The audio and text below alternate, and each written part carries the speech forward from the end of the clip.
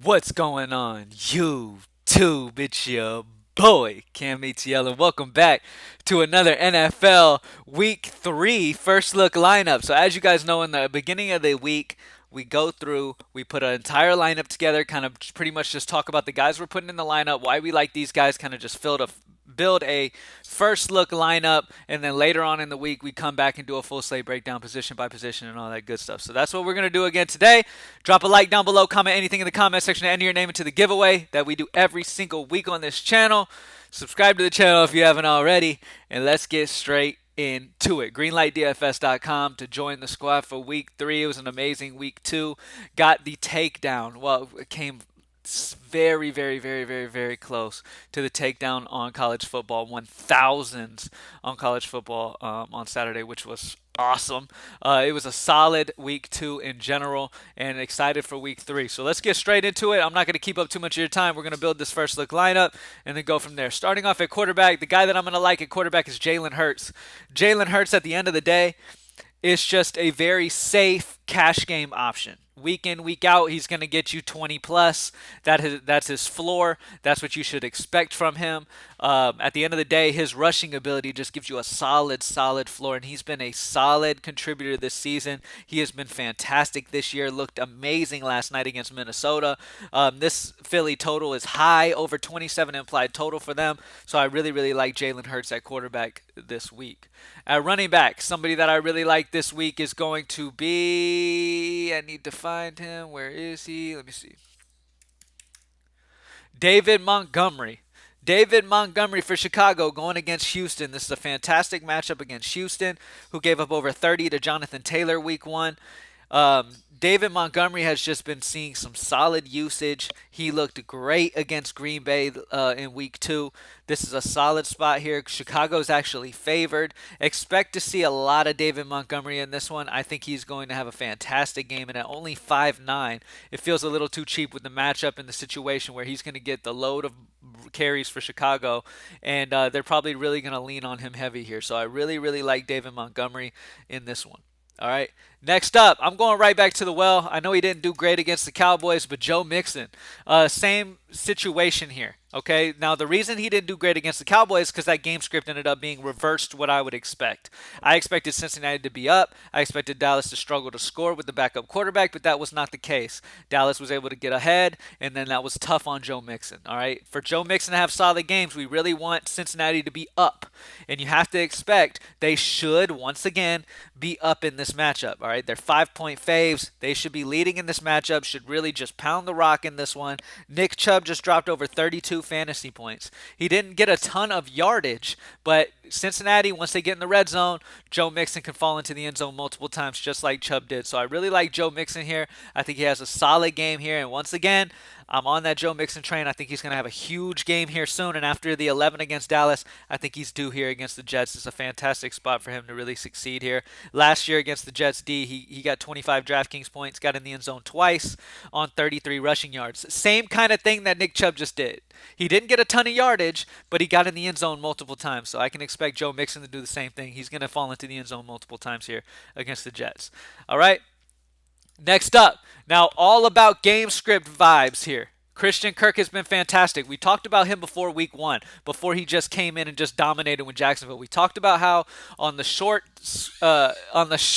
amount of times we've seen Trevor Lawrence and Christian Kirk in the preseason, we could tell that Trevor Lawrence was going to lean on Christian Kirk heavily, and he was going to have a great season this season. And what has happened so far?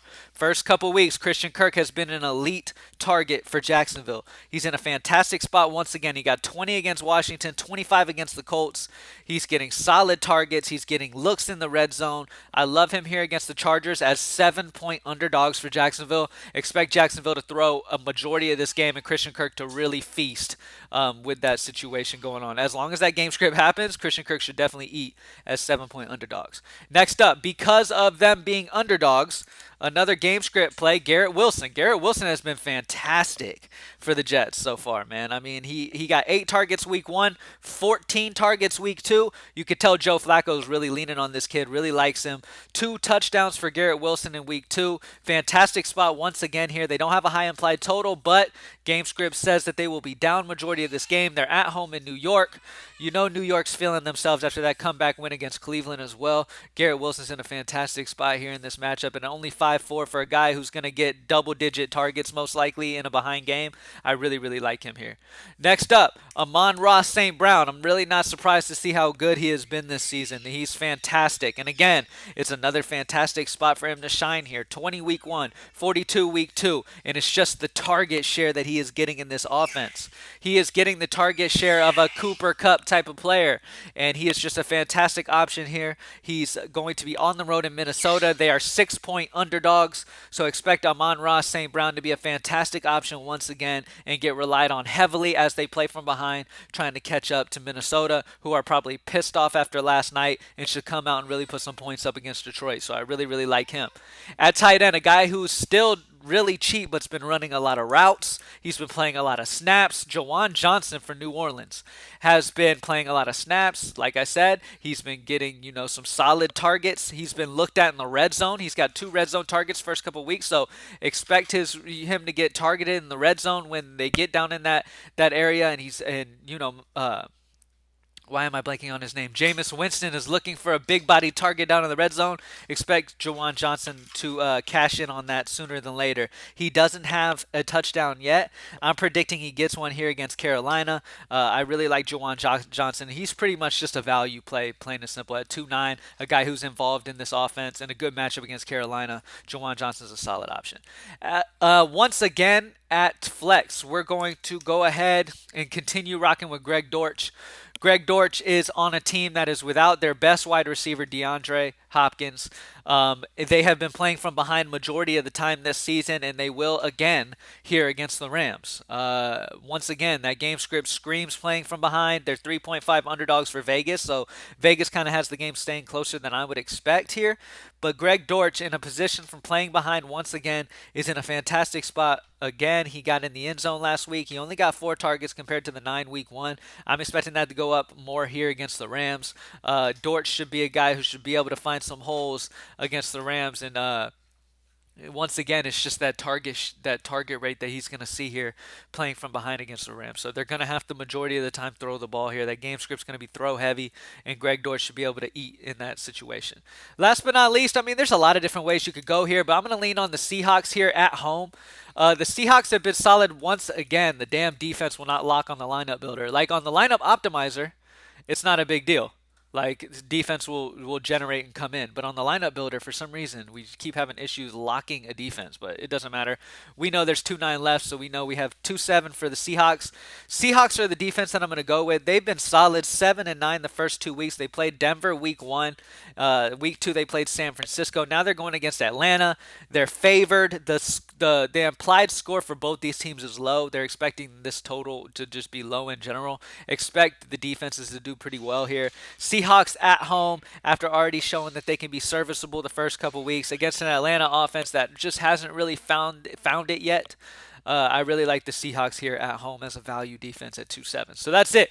We have Jalen Hurts, amazing floor week in, week out. He's always going to be playable every single day, every single week because of his rushing ability.